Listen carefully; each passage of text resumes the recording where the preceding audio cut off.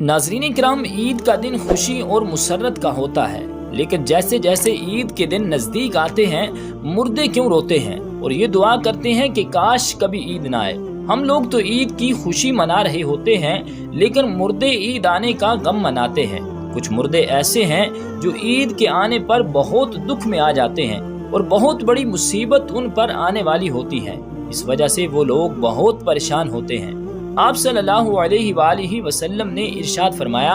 اگر کوئی شخص رمضان کے مہینے میں انتقال کرتا ہے تو اس کے اوپر عذاب نہیں ہوتا اور قبر میں اس سے سوال و جواب نہیں کیے جاتے، چاہے وہ کتنا بھی گناہگار بندہ کیوں نہ ہو۔ رمضان میں اس کا انتقال ہو جائے تو رمضان کے مہینے کی برکت اس کو یہ ملتی ہے کہ رمضان بھر نہ اس سے سوال و جواب ہوتے ہیں اور نہ ہی رمضان بھر اس پر عذاب نافذ کیا جاتا ہے۔ جیسا کہ حدیث پاک کا مفہوم ہے کہ قبر کے اندر مردے کے لیے جہنم کی کھڑکی کو کھول دیا جاتا ہے اور مردہ قبر کے اندر جہنم کی تپش کو محسوس کرتا ہے، تو جو گناہگار مردے ہوتے ہیں وہ اس طرح سے جہنم کے عذاب اور گرمی کو قبر کے اندر محسوس کرتے ہیں۔ لیکن جب رمضان کا مہینہ آتا ہے تو آپ صلی اللہ علیہ وآلہ وسلم نے ارشاد فرمایا، تو جنت کے دروازوں کو کھول دیا جاتا ہے اور جہنم کے دروازوں کو بند کر دیا جاتا ہے، قبر سے عذاب کو اٹھا لیا جاتا ہے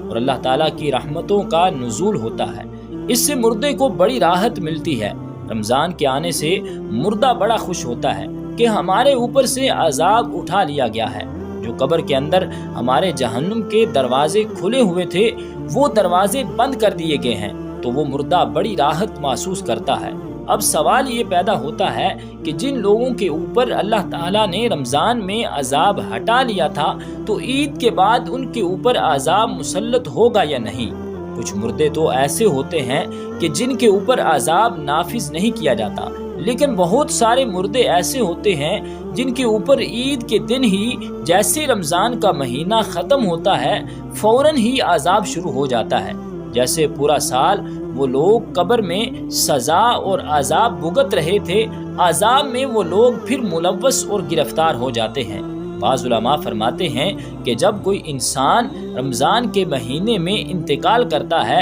اور اس سے قبر میں سوال و جواب نہیں ہوتے، اور جب ایک مرتبہ کسی پر سے اللہ تعالیٰ عذاب اٹھا لے تو پھر دوبارہ ان پر عذاب نازل نہیں کرتا، بشرطے کہ اس کے لیے کوئی اصالِ ثواب کر رہا ہو یا مغفرت کی دعا کر رہا ہو۔ ہر مردے کو اس کے اعمال کے مطابق سزا دی جاتی ہے۔ جو نیک لوگ ہوں جن کو اللہ تعالیٰ نے کافی کر دیا کہ ان کو 2، 4 یا 6 مہینے سزا ہو گئی، بس اب رمضان کے گزرنے کے بعد دوبارہ ان پر عذاب نہیں ہوگا۔ لیکن اگر کوئی بہت زیادہ گناہگار ہے، مثلاً کوئی ایسا بندہ جس کا اسلام سے کوئی تعلق نہیں ہے، جو اسلام کو جانتے ہوئے بھی اسلام کو مانتا نہیں تھا اور کفر و شرک کا مرتکب ہوا، تو اس پر رمضان کے بعد بھی عذاب جاری رہے گا۔ ناظرین کرام، جب رمضان کا مہینہ ختم ہوتا ہے تو رمضان کی برکتیں بھی ختم ہو جاتی ہیں، شیطان کو قید سے رہا کر دیا جاتا ہے،